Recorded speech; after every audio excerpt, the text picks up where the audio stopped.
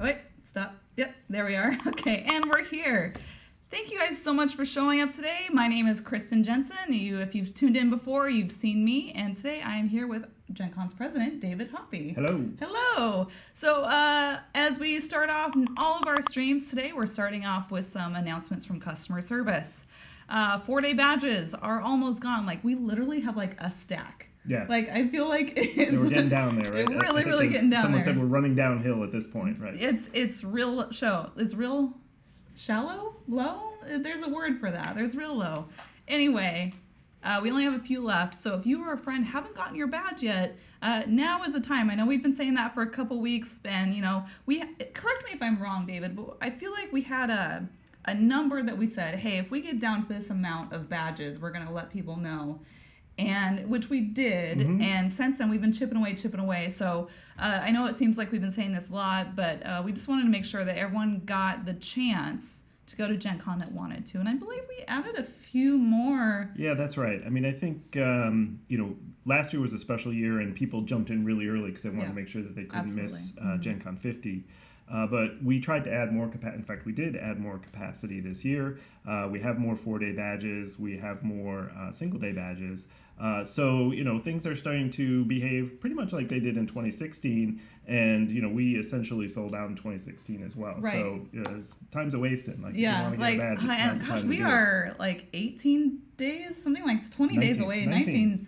We're real close. I mean, we get a little off with our dates here because the Gen Con staff flies down obviously a few days before the con and make sure everything's set up and good to go. But we'll see you guys in Indy in, I believe, 19 days. Yep. Yeah. Gosh, we're so excited. All right. So my other announcement was trade day badges. So if you are in the retail industry, the gaming industry, if you are an educator, a librarian, Trade Day is absolutely a wonderful chance to get your CE credits if you're an educator or a librarian, or if you're in the industry. We have a ton of different seminars you can take from other hotshots in the gaming industry that give really great presentations about everything from making a board game to marketing your board game to selling your board game to pitching your board game to gamification in the classroom and to bringing games into your corporate environment. Like, there are so many classes. So we will have a cutoff for Trade Day badges. However, that's next week, next Wednesday at 11:59 p.m. Eastern. So if you or a friend want to get in on that, only a few days left. It's a real gem. Trade Day is it's this little thing that happens and not everybody knows about it. But when I first got to go back and see it last year for the first time, I was really impressed about sort of this little tiny different version of Gen Con that was happening. So I encourage people who are interested to definitely get involved with Absolutely. All right, great. Well, that is all I have from Customer Service Land. So thank you for sitting through that. And now on to the good stuff. I am here, like I said, with if you're just tuning in, I'm with Gen Con's president, David Hoppy. Now, the past few weeks, we've been interviewing some other folks in the gaming industry, and it's been super fun. I don't know if y'all saw, but last week I talked with Mike Selinker, and boy, he's just a treat. He's so he is so fun to chat with, and he had some great tips for getting into the gaming industry, and that was really interesting to be able to talk through with him.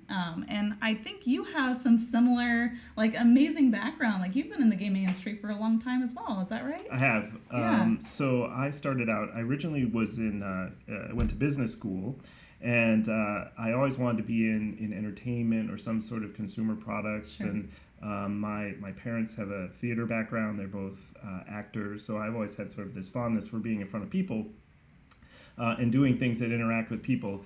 And when I started out, I was recruited to come down to this place called Wizards of the Coast. This little place called Wizards of the Coast. It was kind of little back then. It was in the midst of going from little to big. So when was this? This was 1995. Okay, 95. So they had only been around for 4 Well, really, yeah, and then 2 years and a year and a half of Magic. So I felt like it was after the explosive years. Ground floor, essentially, though. Well, it was they had the big explosion in 1994. Right. And then, I felt like I was showing up the day after the party, and everyone's sort of laying around like, what do we do now? Like, we've got an actual business to run here.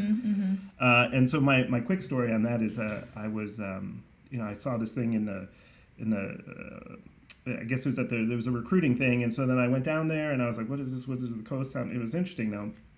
And so I go in the lobby of the building down there on Powell Street, and as I'm waiting there to meet with someone, then a whole bunch of suits walk in. I'm like, who are these suits? And they're like, oh, we're here from the Walt Disney Company, and we're here to see, I can't remember who it was. And I was like, well, this is kind of a legit thing, Walt Disney Company. So this seems legit. Yeah, right. It was right when they first burst on the scene, and so that was the beginning of my days at Wizards. So cool. All right. So then you worked with our owner, Peter Atkinson. Right. So Peter was the founder, and he was obviously still on board in 1995, and I was part of the group that developed the Pro Tour and all the organized play and all the stuff that we did around that. And that's something that I'm most proud of in over the years at Wizards, because we really turned what was just a pure collectible game into essentially an organized sport, if you will, and we got some of those, an experience, really. Yeah. And we got those early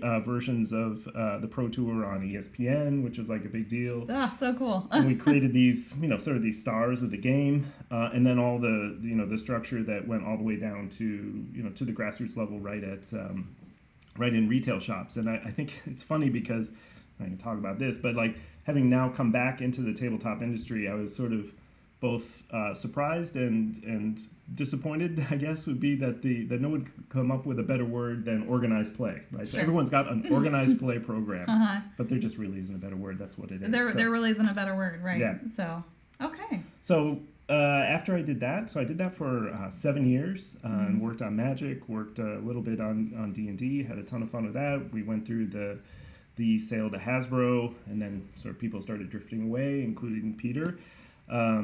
And during that period, we also bought TSR, which then brought Gen Con into the fold. Then I went off, did some other trading card games, worked with the folks at Tenacious Games for a little while on the spoils, which was an interesting experience, a lot of fun. Worked on Yu-Gi-Oh for a bit, then went. Let's see, what did I do then? So then I wanted to get into digital, right? I felt like, a lot had happened. It was happening in tabletop games, but I kind of done a lot of the big things. So I went to Microsoft, which I know you've been there, working on Xbox, and I gave myself 5 years there, and it ended 4 years and 11 months later. I was happy to leave, I think. Yeah. And then I went and did... video games, it's so interesting, it's, not to cut off your story, but, no, please. I worked in video games from 2009 until 2016, and so roughly about the same amount of time, a little bit longer, but it's fun. It's super fun, but let me tell you, I love tabletop. Yeah, well, I love tabletop. Yeah, and I mean, I guess it sort of, closes my story, too, because then I worked in mobile games for a while, and then Peter came to me about a year, almost 2 years ago now, and said, hey, we're looking for somebody to run Gen Con. And I was like, oh, well, that's really interesting. And I always tell people, like, the pivotal moment for me really was I was sitting on my couch with my laptop, and I Googled, I'd been in discussions with Peter quite a bit, and I Googled Gen Con opening ceremonies, and I watched the videos of everybody coming in. And as soon as I saw, they opened the doors and, 4,000, 5,000 people going through, I was like, I got to go do that. Like, I got to do that. I got to go back. That's my thing. And it's been great ever since. That's great. I think, in like you were saying, in video games, when you're working on them, a lot of it's just like charts and graphs, and, and people are just, the number of users you got and how well you're retaining them, Right. But here we're dealing with people, and that's really the best, it's best so thing. Wonderful to be actually engaging with people, Yeah. And I think that's the wonderful thing about the tabletop industry in general, but like tabletop games is that instead of engaging with our friends over a screen or over a headset, we're engaging with them in person, right? And that's pretty special. I think to be able to actually hang out in the same room with your friends at the same table and have a good conversation while you're right there. The only drag is that we have to wait like an entire year to do it. I know. So I'm ready now. Let's go. I know. Let's